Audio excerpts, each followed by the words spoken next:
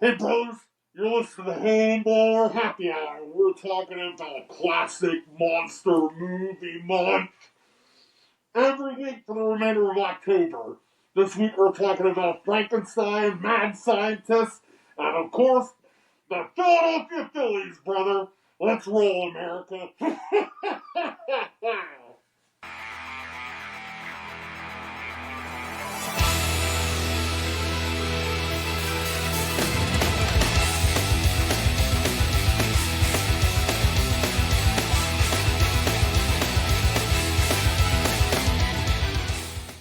All right, let's roll indeed. Thank you guys, everyone, for stopping by, hanging out at Happy Hour. Make sure to please like and subscribe to the YouTube feed. If you're listening on a podcast service, a review helps a lot. You can also add it. That is super cool. We appreciate all of you. But let's get into it. Mike, how are you doing today on this, glorious day? Phillies in the playoffs, Eagles off a bye week, so no heart attacks then. How are you doing? Well, no, I did have a heart attack here, game one, but Yeah. game two, I'm sitting on my couch watching game two last night, or the Sunday night, and I'm just digging my eyeballs out of my head until like the bottom of the sixth, and Bryce Harper comes through, rallies us. We're down one run. And then Nick Castellanos comes up and just hits a fucking boomer. And ties it all up. And, it was a crazy game, and it was one for the books. It was insane. It was an insane game. I had a great time watching it. So hopefully that's a spark we need. Because we definitely don't need... I don't know why they decided to pull Zach Wheeler out. Beats me, man. That's just shitty. I just feel that that's shitty management, but that's just But we'll get to the Phillies in just one bit. We're going to kick it off with classic monster movie month. And this week we're talking about Frankenstein and Mad Scientists. So, Did you know that Mary Shelley, the novel, was published anonymously on New Year's Day? What year? I did not know it was anonymous. It was published January 1st, 1818. 1818, man, that was a long time ago. And it's also the other alternative title was called The Modern Prometheus. The Modern Prometheus. Interesting. Yes. I guess that makes sense, right? Prometheus was this vessel for the gods back in ancient Roman times. Yep. I'm a little bit up on my... This is just right after the Revolutionary War. No, but I mean, that's what Prometheus is, right? So it's playing off of that. Yeah, that makes sense. She wrote the book when she was a teenager. And there's a movie out, and it's called Mary Shelley, and the movie's just strictly all about her. Yeah. And it's a pretty decent movie. I mean, it's got like that, the Frankenstein vibe going around it, and because that's how, like, they wanted the cinematography and all that. They wanted it to be like the world through her eyes and the vision of Frankenstein. Oh, interesting. Yeah, check that out. Yeah, it's a boring movie, but it's a historical literature movie. So, I believe the actress, I forget who she was, but she's a famous actress. Yeah, it's Ellie Fanning. Yes, just looked her up. She was only 18 years old when she began writing the horror novel. She didn't finish it until she was 20. Well, 2 years to write a book's not too bad. The public, during that time, obviously, that was back in the Stone Age. Well, considering our time and today's time, it was back in the Stone Ages. The public assumed at first that the book was written by a man. Wow. So, for all you women out there, here's one for you to hate the England back then. Oh, sure. Frankenstein was started as Mary Shelley's entry into a ghost story contest. So initially, it wasn't even supposed to be a popular book. It was just supposed to be a ghost story. Yeah. Which I don't know how somebody resurrecting the dead from multiple, random human body parts. Right. The vampire this is a side note. We should get into. We'll save that for when we get to Vampire Week. Okay. Mary Shelley was guided by her parents, plus many cultural and scientific influences during her time. So between where are we at here? Her mother died from complications in her daughter's birth, so Mary Shelley didn't know her mother directly. However, she apparently read her mother's writings over and over. Meanwhile, her father's novels also must have influenced her novel on Frankenstein. He had novels that were set similar conditions as Frankenstein, plus some major themes appeared in both his work and her novel. Frankenstein came to Shelley in a waking dream during a sleepless night. That's dude, isn't it? When you get one of those visions, or when you get one of those like those ideas that just pop out of your head. Eureka moment, yeah, for sure. An epiphany. Yeah, epiphany. Yeah. What alcoholics refer to as a moment of clarity.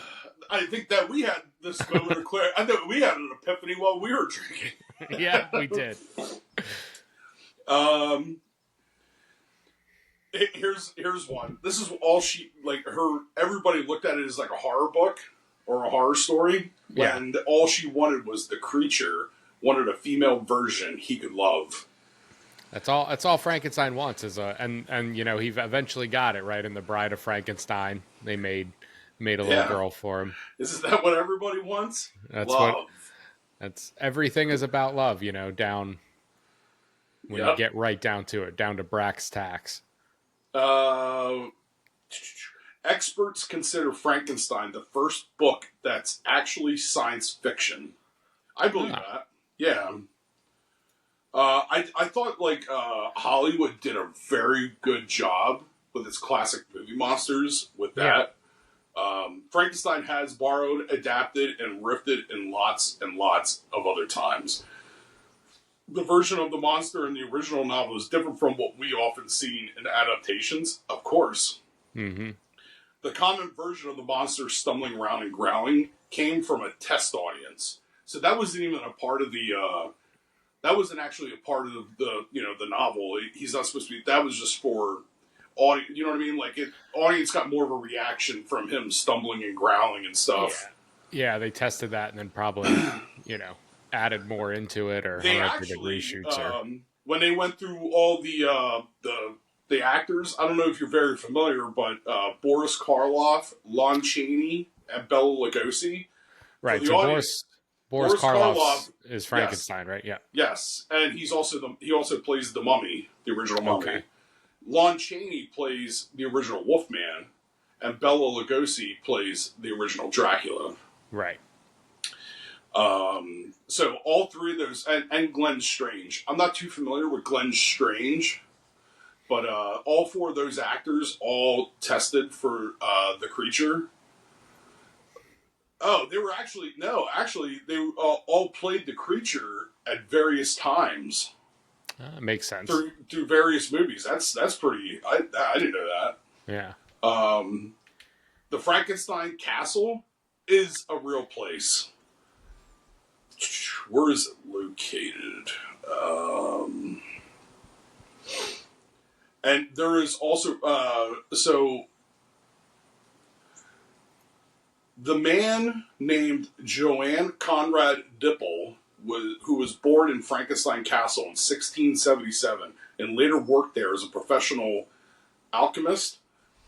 There are also rumors that he performed medical experiments on dead bodies he dug up, including one experiment attempting to bring bodies back to life. So this isn't too, it's not too far-fetched for what, I mean, it was in 1677. Obviously, technology changed a lot from 1677 to 1818. Right. But where does this at so we can tell? It turns out there was an actual Frankenstein castle in the Odenwald mountain range overlooking the city of Darmstadt in Germany. And if you know a lot about Frankenstein, you know that I'm pretty sure that the novel and the whole premise behind Frankenstein is all based in the Austrian-German countryside. Okay. The novel Frankenstein will continue to fuel debates between science and humanity in the years to come. Obviously, because that comes down to today with stem cell research, and cloning and stuff like that. Right. But so yeah, some little fun facts for our folks out there. There's I wanted to also get into like the mad scientists, the 10 most crazed mad scientists in horror movies. Here, before we go through that, Mike, I want to ask you a question. What's your favorite, kind of Frankenstein story? Your favorite like film based on Frankenstein? Your favorite depiction of him in film? Do you have one? Is it Boris Karloff? Or? Yes, it's definitely the original classic Frankenstein movie. It also I love the first one because it was such a classic. Like you cannot. You want to talk about classics? You can't beat those. I mean they've tried even with this new one. I think it was Daniel Radcliffe and Christopher Lee and who played Victor Frankenstein. He just played in this new horror movie that just came out, and then he also played he played in Split. And James McAvoy. Yeah, James McAvoy played Victor Frankenstein. Yeah, I didn't really care for him acting like that because I feel like he just it just wasn't his. I don't know. I just didn't see it as far as how the way he acts and stuff like that. It was kind of and plus they only showed the monster for the last 5 minutes of the movie, which was really good, by the way. Yeah, I thought I don't know if you've seen it, Victor Frankenstein, but I thought the monster that was created was really good. Okay. It was I felt like it was a modern adaptation to the actual original Frankenstein monster. I'll have to check that out. My favorite, I want to drop something on you. If you're familiar with the classic 1990 film Frankenhooker, have you ever seen that, Mike? No. Do you know what it is? I think I heard about it. This is a dude brings this fucking chick to life and she's a hooker. No. So it stars James Lorenz as a man named Jeffrey Franken. He's a little oddball. And his wife, Elizabeth Shelley, which is a kind of homage to Mary Shelley, gets killed in a brutal lawnmower accident, tears her apart. Yeah. So he is able to save her, keep her alive, keeps her heart alive. And then he lives in New Jersey. During the evenings, he goes into New York City and gathers various prostitutes and farms their bodies to turn them back into his deceased girlfriend, into Frankenhooker. It's kind of a B movie, but it's gone through quite a revival in the past few years. It's a little bit of a big deal in the underground horror movie canon. Talking about Psycho. It doesn't want to just move on with life. Yeah, who's holding on to that. There are certainly some things that do not age well, if you can imagine, for a movie named Frankenhooker. But it's a really fun time. It's a really fun movie. I would recommend people check that out. But let's get into the 10 craziest scientists in flicks. You got that pulled up? Yes. So we have Dr. Edgar Caldecott in Disturbing Behavior, 1998. Yeah. Do you remember that movie? I've never seen it. Oh, really? That's I'm pretty sure that has Katie Holmes, and it's kind of like a Stepford Wives type deal, but it's all of the teens in this town are perfect, idyllic, 1950s teens, and Katie Holmes is super grunge, and so is the guy that played Cyclops in all the X-Men movies. It's a good flick. The second one, I'm highly doubt. I don't know if you're going to be able to get this one. Dr. Joseph Mengele in The Boys from Brazil, 1980. Okay. Yeah, I'm looking at this. He was actually a real dude, a real Nazi scientist. So actually, I don't know if I don't know. I'd probably just check out the premise right out of the gate, because there's certain movies that I watch and certain movies that I won't watch. Yeah. We're going to get to what I'm talking about. there's a lot of movies that they made back then that absolutely sucked, dude. We'll get to. We don't want to get, but we'll get to it because there's one that I'll tell you. The third one, Dr. Moreau and the Island of Lost Souls. Okay. Now, I don't know. This is based on the novel by H.G. Wells. Yeah. So I'd rather read the book. And yeah, Mike, you're going to read? Yeah. I mean, as long as I didn't know this. This is something that I would read. H.G. Wells is a good author. And, yeah, he also did The Time Machine. Great book. Yep. But have you watched? I don't feel like this is just the other one, but The Island of Dr. Moreau. Have you seen the newest adaptation from like, I think it was like the late 90s, and it's with Val Kilmer and Martin Brando? I have not seen that. Marlon Brando. Yeah. I haven't, no. That's a fucked up movie, man. Yeah. Yeah. Hold on here. I'm getting a little interference. All good. Yeah, I don't love, like, Dr. Moreau and Island of Lost Souls. So that was 1932. The movies were kind of weird before 1968. There was something called the Hays Code, which was like a self-regulated, imposed kind of content filter for all movies.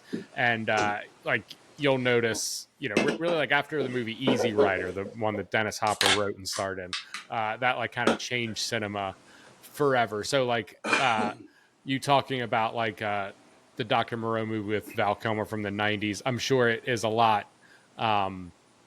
you know, more brutal than this 1932 flick that I have not seen. But I'll put it on my watch list. I'll maybe watch this one.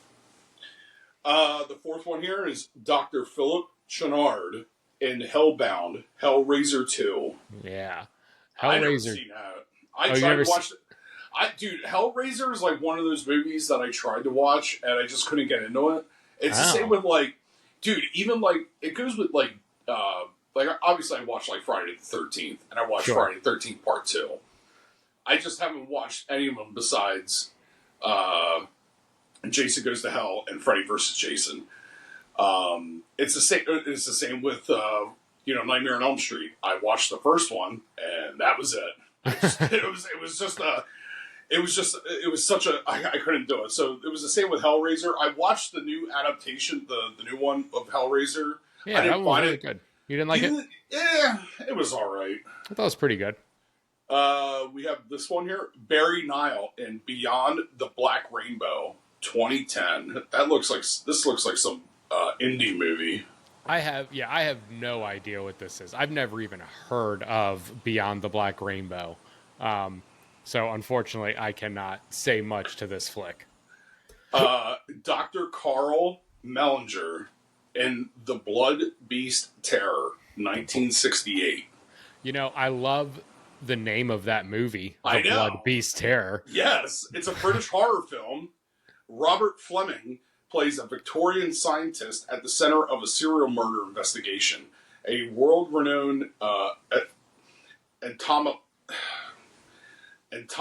Jesus, man, we're really pulling out some big words here today on the show. Be an entomologist. Yes, the entomologist. Yes, sir. Right? Dr. Mellinger has a beautiful Dr. Claire with a strange condition. She's a weremoth. Yeah. Transferring into a giant moth at night. The weremoth has a real thirst for blood, and it prefers to feast on young men. Well, I mean, don't have to venture too far away these days to find a weremoth. You just gotta go down to I don't know, we gotta go down to a club or something. Right. Here's another one. All right, now we're getting into some fancy fucking names here. Dr. Gensier. Does that sound right? I think it's probably, so I think it's French. I think it's like Genesir or something like that, but I'm not 100. Yeah. Yeah. And Eyes Without a Face, 1960. Now this is an incredible flick. I would highly recommend, people You've seen this? Oh yeah, I've seen Eyes Without a Face. It's great. People wear, I won't go through like the whole thing, but a lot of people in the movie wear these like very a lot of the women, I should say, undergo this surgery and wear these very creepy porcelain masks. So that's like kind of where the name Eyes Without a Face come from. Oh, Yeah, kind of like Batman, Jack Nicholson Joker. yeah, exactly. So a lot of films Well, have kind of like, you can't make an omelet unless you break 2 eggs. yep, a lot of films kind of pay homage to Eyes Without a Face with that kind of visual. But yeah, it's a really good movie. Herbert West in The Reanimator in 1985. Equal parts grotesque and hilarious, which means that somebody's just real sore when they watch this movie. They clearly haven't watched Terrifier. Yeah, oh yeah. It's basically a quirky med student who has figured out how to bring the dead things back to life. Yep. Dr. Miracle and Murders in the Rue Morgue, 1932. This is Bela Lugosi, right? Yep. I was going to say, because I saw the picture there, and I was like, dude, that looks like Bela Lugosi. And I just looked there and was like, oh, yeah. Plays one of the most despicable characters in this film, a sideshow entertainer who conducts horrendous experiments on female sex workers by night. It's basically Frankenhooker. Frankenhooker in 1932. You just told us all that there's this platform where they never did this back then. Next we have Joseph Heider and The Human Centipede. Yep, fuck that movie. Yeah, that's a rough one. Yeah, that's the last one. I wouldn't recommend anyone see the Human Centipede trilogy of movies. But let me ask you, Mike. So let's first give props. This was written by Megan Summers for Screen Rant. So good job creating that list, Megan. Just like to give flowers where flowers are due. What do you think of this list? Do you think this is an accurate list, or do you think this is a shit list? Dude, brother, I have no idea. I just went in there for like mad scientist movies for the audience, and I pulled it up and I saw it, and I was just like wanted to go over it because there's a little bit of pop culture in there. Yeah, and I feel like a lot of these films have a little bit of influence on pop culture. I mean, is there any mad scientists that you feel she left off of the list that you would have liked to seen on there? I can think of one in my head. She left out the classic Henry Frankenstein from the original. Okay, yeah, she left that one out. Go ahead with yours while I ponder another one. I don't know the character's name, but Jeff Goldblum in The Fly, right? Yes, that's like a pretty classic mad scientist, and kind of like created its own genre of like body horror films with The Fly. That was the one I was thinking would definitely be on this list. I definitely. So they did the new back in the 90s. They redid the Frankenstein movie, and they tried to do it based off the adaptations of the original novel. That's why they called it Mary Shelley's Frankenstein. Right. And the monster is played by Robert De Niro, which I could have thought like it's not like, well, first off, everybody knows my opinions of Robert De Niro. I fucking hate the guy now. But in a more professional stance, I felt like they should have picked a better actor to play the monster, just based on Robert De Niro's him in his professional career. He always plays a gangster, or like you know what I mean. So like him coming in there and doing some sort of a piece like that, just kind of like it just didn't really.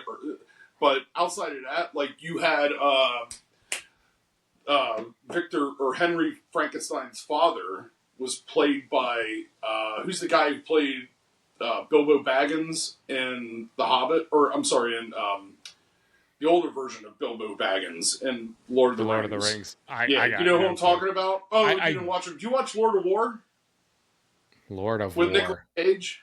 I've seen it a long time ago. I could not tell you the actor. Well, I have him in my head, like who he is. But I only think of him as a short British guy. Here's one. He plays in the original Alien. He plays the cyborg. He plays the android. Yeah, the android. Yeah, he's dead now. Rest in peace. Yep. And who else played in that?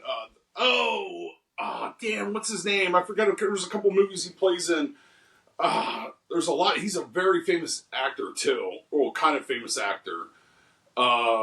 He played. So have you seen 1917? Yeah. The war movie. He Mm-hmm. plays now. This is the one that just comes off the top of my head. He plays the admiral who's out there on the pier waiting for the troops. You know that guy, that actor. Man, I saw 1917 the year. Well, Yeah, he's a not the well. year it came out, He but also plays in it too. He plays Sam Mendes. he plays Henry Frankenstein, or no, I'm sorry, Victor Frankenstein. So Okay. in the adaptation or in the novel, I believe it's Victor Frankenstein is the mad scientist who tries to bring back, who brings to life. Henry Frankenstein was the brother who had nothing to do with it. But in the Hollywood version, Henry Frankenstein is the exact opposite. Gotcha. I'm trying to think. There's a few other actors in there that you would find. It is a very. It's one of those movies that was like a low key at the time that it just gave them their bounce. Yeah, But, so it was actually produced by Francis Ford Coppola, right, of Godfather fame and Apocalypse Now and the terrible film Jack in 1994 with Robin Williams. But this came out after he did. Francis Ford Coppola directed Bram Stoker's Dracula, and that was another very faithful adaptation of the original novel, and that did really well. That's the one with Gary Oldman and Winona Ryder and Keanu Reeves. Yep. Yeah, great flick. And then he just produced this one. It was actually it was written by Frank Darabont, who did Shawshank Redemption. So a lot of big names to it, and it looks like it. Just reading quickly through the Wikipedia, it looks like it did decently well and made $112 million off a $45 million budget, but it was nowhere near as successful as Bram Stoker's Dracula, which is probably just a better film, to be honest. I've seen that one. I haven't seen this Mary Shelley's Frankenstein. But yeah, just to pickle off of what you just said. I don't even know if that's I showed my father the trailer for Nosferatu, the new one that's coming out here. Yeah, Robert Eggers, great. All I did was I just put that on the table and it started playing, and he's like, "Oh man, what's this?" Because my dad, and I'm going to tell you, like, that's the audience, like my father's generation, like that were born in the '50s. Like, that is the generation who loves classic monster movies, who's just immediately started watching it. That's right. What they're doing for Nosferatu is how you need to reach out to get that audience, especially like guys like fans like me. Like I grew up with classic monster movies. Like, if they're going to redo these classic monster movies, don't make them like a feature adaptation. Go off of what put you on the map. Those movies put you on the map. You know what I mean? Like, they're classics. So why just basic? I'm stressing Universal. Just put it. I have a really good feeling that Nosferatu is going to be insanely awesome. It's going to be a very good movie. I'm outrageously excited for Nosferatu. I think it's great. Are you familiar with the writer-director Robert Eggers? Do you know what he's done before? No, but before you get into that, sure. There's only one problem that I do have. That it's coming out on Christmas. Like, why? It's coming out Christmas Day. Yeah, like, that was like the one thing that my dad's like. He's like, "Oh yeah, perfect Christmas movie." Like, you know what I mean? Like, I wish it was coming out here in October, because it's a horror movie. Yeah, I don't know if it could potentially be a Academy Award pitch. Yeah. A lot of those movies like to come out at the end of the year. Eggers is a big name to have attached to it. It's also got a lot of Eggers. What's that? Yeah, sorry. Yeah, but continue with Eggers. Go ahead. So, keep your expectations high. It also might throw you for a loop. This is the guy that did The Witch. Did you see that flick? Yep. He also did The Lighthouse. Did you see that with Willem Dafoe and Robert Pattinson, all black and white? And that movie just gets absolutely bonkers at the end, right? Like, it is insane. So and then the last movie he did was The Northman, which was a little more, I guess, grounded in reality in some sense. It is still based on a myth, but didn't go as crazy as The Lighthouse. So we'll kind of see what he does with Nosferatu, but I have a feeling that it's going to start out pretty normal and then just like get pretty insane. But Yeah. we'll see. We'll see. I'm excited for it. I think it'll be a good flick. Yeah. Speaking of vampires, Yeah. I know this is like totally off. I said we were doing Frankenstein week, but Salem's Lot on by new, is it from New Cinema? I believe it is. You talking about the new one? Yeah, the new one that just came out on HBO Max or on Max. Yeah. I think it was New Line. That makes sense. Yeah, New Line Cinema. I think it was. So knowing that was coming out, I watched the original, and by God, have you seen the original? Not in a very long time. Let me tell you something. Don't even waste your time. It's 3 hours long of horrible acting. I mean, like the little bit of scare sequences that you get are pretty good, but outside of that, it's just like they could have chopped that movie down, and that's basically what the reboot is. It's just an updated version, chopped down. You're not missing anything. They extended that original out so long. I'm like, oh my God. It got to the point where it was at the end. I just started fast forwarding through shit because I couldn't stand it anymore. Yeah. Like, so let me just save you, if you haven't watched it yet, don't even bother watching the original. The new one is so much better. It's, you get your scare out of it. It's a normal hour and a half ish time frame. It's a normal length movie. It's great acting. Like, don't even bother watching the original. It's fucking trash. So I haven't seen the original in quite some years. That was actually a made-for-TV movie too. So the pacing was definitely weird. I do remember that because they had to stop for commercial breaks and stuff like that. Oh my God, that would have taken you all day to watch. It was released in 2 parts. So it was like a Thursday night. Oh yeah, and then a Friday night. Yeah. Oh my God, I would have fucking banged my head across the fucking goddamn pavement. But I will say this: so the remake I thought again was very good, and it did feel like a just play the hits, right? Like let's get through everything pretty quickly. Apparently, the original version of the original shot edited version of the remake was actually a 3-hour long cut. They cut it down to 2 hours, so they probably did that just for you, Mike. Yeah.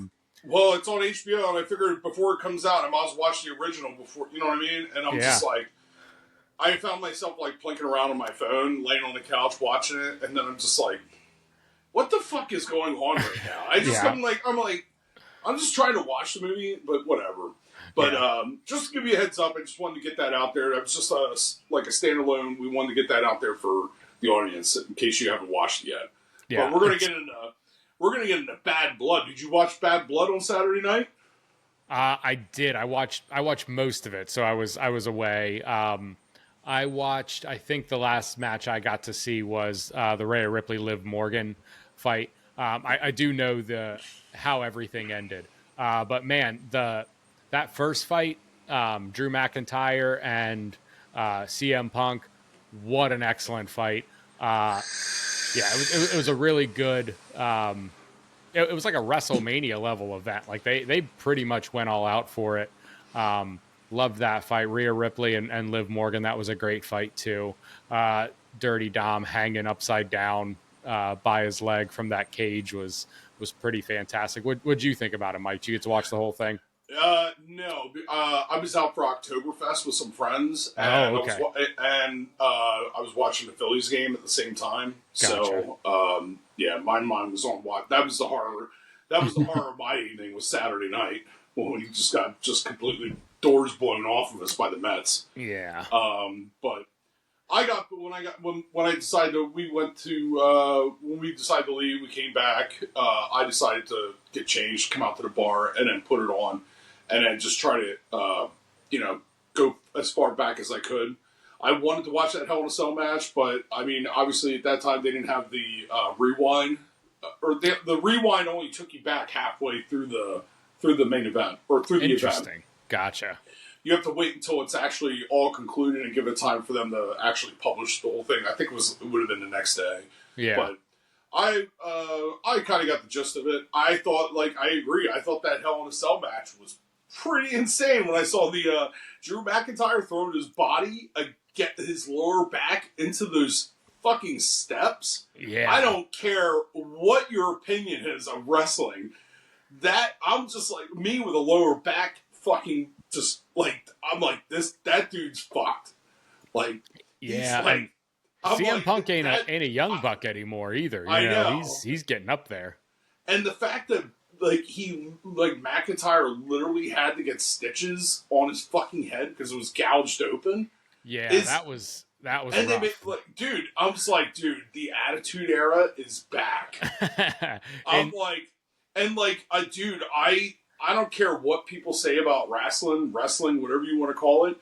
Those guys, like, yes, it's fake, but they have to be in, like, top physical shape, and they have to make it look real. And I don't care. They're just sacrificing their bodies to entertain us, even though they're going to be fucked for the rest of their lives. Yeah. But you know what? I really don't care. I mean, I care, but I don't care. They're getting paid to do that. They're getting paid. I mean, you gotta, everyone is where they're at in life because of choices, even if those choices are, you don't know all the full ramifications of it, but but they're I mean, I'll tell you right fucking now. There's no fucking money in. I don't. You'd have to dish out like a couple $1 million for me to be able to fucking launch my body into I think they're aluminum, like heavy aluminum fucking steps. Yeah, I mean, I don't think they're steel steps. No, they're not steel. I mean, the way they pick them up and throw them around. Yeah, there's definitely a little more give in that than a steel step would be. But it's fucking give. I don't like that. I mean, it's a softer metal, right? Like I don't think there's like full on give you could see, but it's a softer metal than steel. It's not as heavy and. I would guarantee you that it's the same feel because he hit straight on that fucking sharp angle, that 90 degree fucking angle. Yeah, he hit right there. His lower back hit that fucking angle. That was the first contact that was on. I was like, dude, he's lucky he's not blown out his discs. Yeah, I mean, either way, it is a tough thing to put your body through. Fortunately, they've gotten a little better, with CTIs and head concussion injuries and stuff. They're a little better protocols. They're not beating each other in the head with steel chairs. Yeah, steel chairs and bats and everything anymore. They the chairs were legit. Yeah, I mean they were folding chairs. They would always put their hands up to catch the brunt of it. Sure, but you're still getting hit in the head with a chair. Yeah, you know what I mean? But your fingers are like the cushion. Yeah. So it's not like hitting directly right here because you'd be fucked up. Oh yeah, for sure. I mean, you're rattling your brain around in there. You can only take so many. I mean, you remember Muhammad Ali at the end of his life, man? I mean, that dude took so many blows to the head. You could just see in his body, like how boxers, tough it was. Man. Yeah, dude. Rough. I like the storyline that they're creating here with the bloodline, and there's like so much mix going on there. It's like there's like a lot because I saw The Rock came back. Yeah.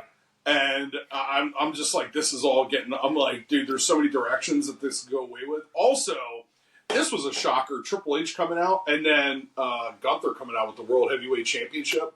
Yeah. And then he called out Goldberg, who was sitting right there in the front row, and he jumped over the fucking railing, and the crowd went nuts. Oh, yeah, dude. That's what I mean. It was like WrestleMania level of that. Like, bringing back Goldberg into a ring. Are you kidding me, dude? I feel like this is getting set up. They're going to set this up to bring Goldberg back one last time.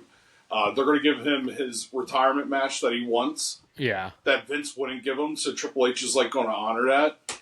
Because I feel like, I mean, like, I don't know, whatever all you wrestling fans out there, I mean, me, I don't know what the fuck goes on backstage. And frankly, I don't give a fuck. All I care about is, like, yes, I care about being entertained, but at the same time, I look at it, I'm like, dude, I respect these guys because they're putting their bodies out there, and, if I were to do that shit, I'd be fucking dead.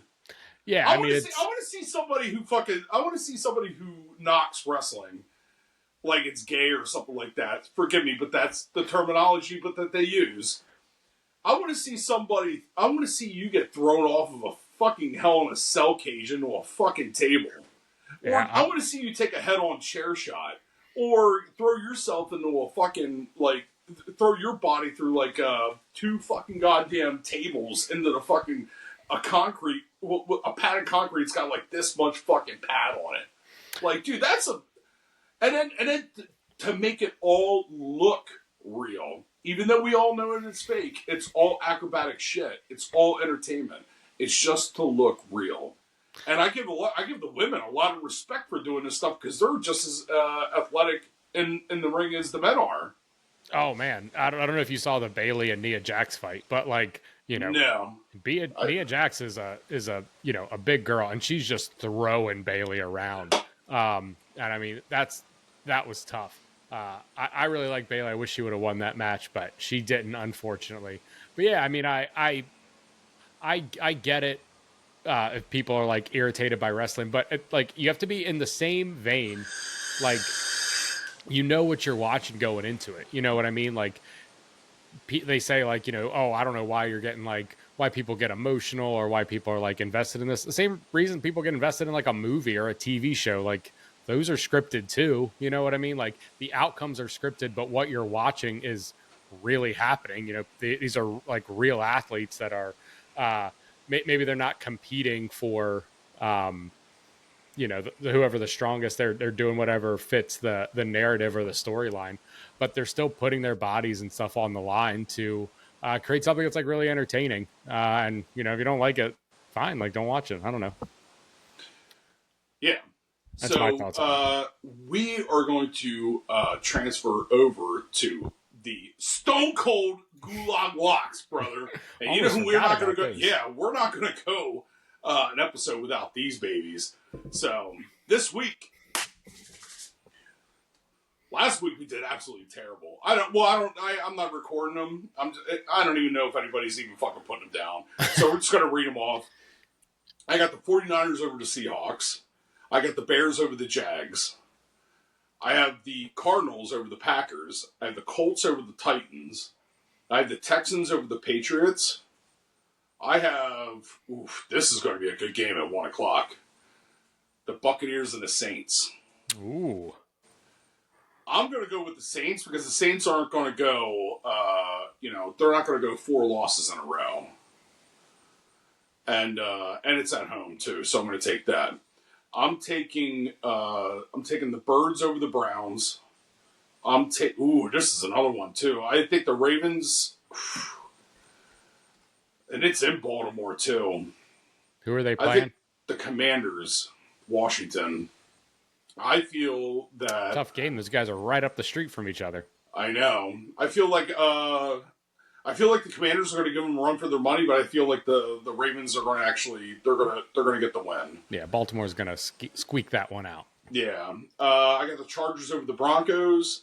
I got the Steelers over the Raiders. I got the Lions over the Cowboys. Fuck Dallas. I got the Falcons over the Panthers, obviously. I got the Bengals over the... Man, Giants Giants beat the Seahawks last week. Yeah, sure did. I know. I don't know. I feel like that was like one they pulled out of their ass. I don't think it's gonna happen twice. So I'm going with the Bengals. Yeah. And then I got the Bills over the Jets on Monday Night Football. Ooh, this is gonna be a good one because their head coach just got fired today. They did. They canned his ass, dude. Dude, they had to get fucking security to walk him out. Dude, what? What are you guys doing? Why are you putting all your eggs in the Aaron Rodgers basket? Dude, I don't get it. That was the big issue, right? Him and Aaron Rodgers that weren't getting along. Yeah, well, Sella's been there for three since he was a part of the Nick Sirianni, who is on the naughty list. He's not too far away, right? But they were part of him, Dan Campbell, like they were all part of that coaching hire that year. Yeah, and Sella just like we just saw everything that he was putting out. So we're Aaron Rodgers is your quarterback. This is the first year he's healthy, and he's putting he's trying, and it's like who you gonna like. So they're going with Adam Gase. Adam Gase is going to be the head coach, which is. He's been a head coach already. Yeah. So I mean, I we'll feel see. like maybe the Jets pull one out of their ass on Monday night. Everybody's going to be like Aaron Rodgers goes for 400 yards, 7 touchdowns. Fucking Brees Hall goes for like 3 touchdowns. Defense has like 5 touchdowns. That'll be the day. I don't believe in Aaron Rodgers. I tell you what. If somebody was playing the Jets defense or any of the Jets players against me, play them. In fantasy football, play them. Because I'm getting, I have Garrett Wilson, so. Okay. So Garrett Wilson's not going to get shit. Right. Yeah. But everybody else is going to. Yeah. Yeah. I don't have any Bills players. And Garrett Wilson's my only Jet player, and I only have him in one league. So if you have a Jets player or a Bills player, I don't know, man. Play him. That's how I feel. I guess. Yeah, I had the worst luck. This was the first win in my one league. Now, give or take, it's a 16-team league. This is my first win that I got this past weekend since, like, last September. It's abysmal, bro. Once you finish last in this league, it's like being in a big game of asshole. Right. Like, you're not getting out of it. Right. You're stuck there. You're stuck there getting people beer, people fucking, like, dude, your buddies, like, fucking treating you like shit, yelling at you. How does the draft work? If you come in last, don't you get to draft first the next year? Don't you get the first round pick? Nope. Oh, they should fix that for you because they're just leaving you at the bottom. I know. Dude, That's how here's what happens. Here's what happens is that the draft order goes off of... So everybody that's in the playoffs goes to the bottom of the draft order. Everybody that's not in the playoffs, during the playoffs, they got to battle for your draft pick. Interesting. Okay. I'm like, this is fucking stupid. I never agreed with this. I just went along with the show. It makes a little bit of sense because if you're not in the playoffs and you get to it, then you can just tank, for no reason, right? Like, so you can get a better draft pick the next year. Here's the only rule is that you have to set your lineups every week until the very end. Yeah, and if you're not setting your lineups, then you're not coming back next year. Yeah, but you could set your lineups with terrible players. You know what I mean? Like you can pick up whoever, right? Like nope, you Steve can't. McNair's my starting quarterback this week. So there's rules against that. You can't drop players. So if you start dropping like big name players like that, the commissioner automatically locks your team, cancels those waivers. Just gets in there, reverses it. You're locked out. You're. That's a dick move. You're not coming back next year. Yeah, that's what I mean. You guys got a lot of rules in yours. I'm just saying theoretically, that's how it could go. Well, yeah, especially if the commissioner that's not watching or keeping up with stuff, and someone throwing games. I've been in this league for nearly 20 years. For almost 20 years. Well, all right, it's going like 17 or 18 years somewhere there. That's a long fucking time. Yeah. So there's like everybody has tried every little fucking goddamn twist. Even like using the waiver wires as an extended bench, like picking players up, keeping them and then dropping them, putting them back, and that it puts them back on waivers, and then picking other players up and stashing them on their bench. Like, dude, that happens. I mean, I like the way I draft. I don't typically trade during the season. Just because I don't know enough about football to, not get screwed over in trades. So I try to make sure I have a really good draft, and it's going well this year. I'm number 1 in the league, most points, absolutely killing it. Thank you, Alvin Kamara, appreciate you. But so we have 12 teams, 16 round draft. My last 2 picks are a kicker and a defense. I typically get a new defense every week. Like on Thursday or Friday Thursday, like before the games, I'll look and see what's on the waiver wire. If there's a defense that looks better than mine, a kicker that looks better than who I got in there, I pick them up. I'm constantly changing out those 2 positions. But see, what we did to combat that ability for somebody to use their, to pick players up and then throw them back on waivers. Yeah. Well, we did so it's not like if you pick someone up and put them back on waivers immediately, like they're not going to go on waivers. They're just going to be out there for somebody. But you got to at least hold them for a day. Yeah. So, you know what I mean? Yeah, I hold them through the weekend. But, yeah, like... if you're using it as like a dickhead move for somebody else because you got players that get injured or whatever, you know what I mean? Like, if you're using the waiver wire as an extended bench, like, you understand what I'm saying? Yeah. Like, if you're doing that, so what we did was we just shortened our bench. So even though we have 16 teams, just to give you an idea, 16 teams, 1 quarterback, 2 wide receivers, 1 running back, 1 tight end, and a flex, 4 bench spots, Jeez. and a defense and a kicker. Dude, so you got a deep waiver wire still. No, there's nothing out there. It all depends on like when you use your waiver claim order. Okay. You know what I mean? Your waiver claim, like where you are in the order. Yeah. That can make them break you. So you got to pick your players. I use mine on, I believe, Greg Jennings. Okay. So he's staying there. I'm not getting rid of him. Yeah. I mean, outside of that, like, I would just, like, picking, players up and dropping them and shit. And, but I feel like I got my first win now. I'm comfortable with what I am. I got, for a 16-team league, I have Justin Fields, Garrett Wilson.